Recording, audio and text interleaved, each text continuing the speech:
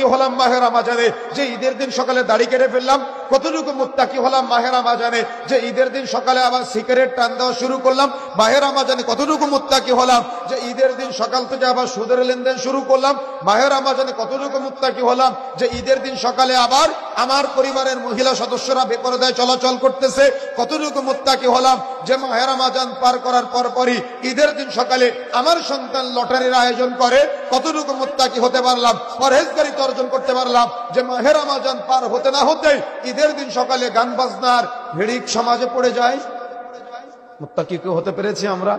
যতবার রমজান পার করেছেন কত পার্সেন্ট মুত্তাকি হতে পেরেছেন আপনি যে আপনার পরিবার পরিবর্তন করতে পারলেন না, আপনার সন্তানদের পরিবর্তন করতে পারলেন না, না আপনি নিজে পরিবর্তন হতে পারলেন?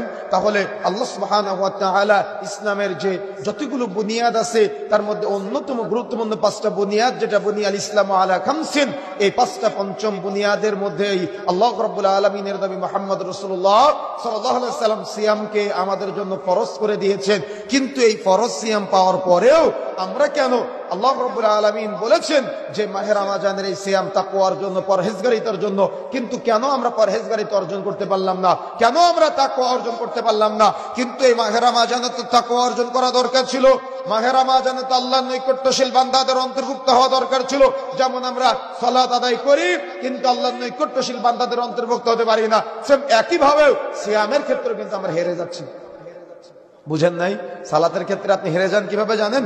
আল্লাহ রাব্বুল আলামিন বলেছেন না, ইন্নাস সালাতা তানহা আনিল ফাহশাই ওয়াল মুনকার, নিশ্চয়ই সালাত, নিশ্চয়ই নামাজ যাবতীয় অন্যায় অশ্লীলতা পাপাচার থেকে বিরত রাখে। কিন্তু দুঃখজনক হলো সত্য যে আপনার মসজিদের মুসল্লিরা মসজিদে সালাত আদায় করে, মসজিদ থেকে বের হয়ে আবার চায়ের দোকানে বসে বসে সিনেমা দেখে। মসজিদে সালাত আদায় করে, মসজিদ থেকে বের হয়ে কাপড় আবার টাকুনের নিচে নেমে যায়। মসজিদে সালাত আদায় করে, মসজিদ থেকে বের হয়ে সেলুনে গিয়ে রাসূলের সুন্নাত দাড়িগুলা কেটে খান খান করে ফেলে। মসজিদে সালাত আদায় করে, মসজিদ থেকে বের হয়ে ইমাম আর মুয়াজ্জিন একসাথে পানের সাথে জর্দা মিশিয়ে খায়। মসজিদে সালাত আদায় করে, মসজিদ থেকে বের হয়ে যাবতীয় পাপাচার, গুনাহের কাজ, অন্যায় অশ্লীলতা বেহায়াপনার সাথে জড়ায়। তাহলে আপনার সালাত কি কবুলযোগ্য হচ্ছে? আপনার সালাতের মাধ্যমে আপনি কি অন্যায় অত্যাচার পাপাচার থেকে বিরত থাকতে পারতেছেন? কেন পারতেছেন না? আপনার সালাত আদায় করার মাধ্যমে কেন আপনি আল্লাহর নৈকট্যশীল বান্দাদের অন্তর্ভুক্ত হতে পারলেন না? আপনি কি কখনো চিন্তা করেছেন যে আল্লাহ সুবহানাহু ওয়া তাআলা বলেছেন ফাওয়াইলুল লিল মুসাল্লিন, মুসল্লিরা ধ্বংসপ্রাপ্ত, তারা সাহুন। আমি কি সাহুন হয়ে যাচ্ছি না?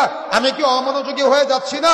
আমি কি উদাসীন হয়ে যাচ্ছি না? অথচ আল্লাহকে ডাকার সবচাইতে বড় মাধ্যম হলো সালাত। এই সালাতে আমরা আল্লাহর নৈকট্যশীল বান্দাদের অন্তর্ভুক্ত হতে পারলাম না, আল্লাহকে আহ্বান করতে পারলাম না।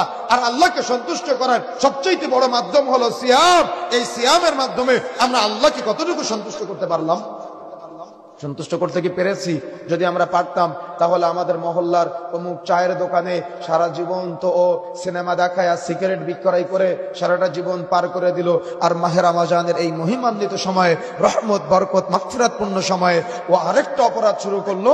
যারা সিয়াম পালন করে না, যারা সিয়াম পালন করা থেকে বিরত থাকে, এদেরকে পর্দা টানিয়ে খাওয়ার ব্যবস্থা করে দেয়।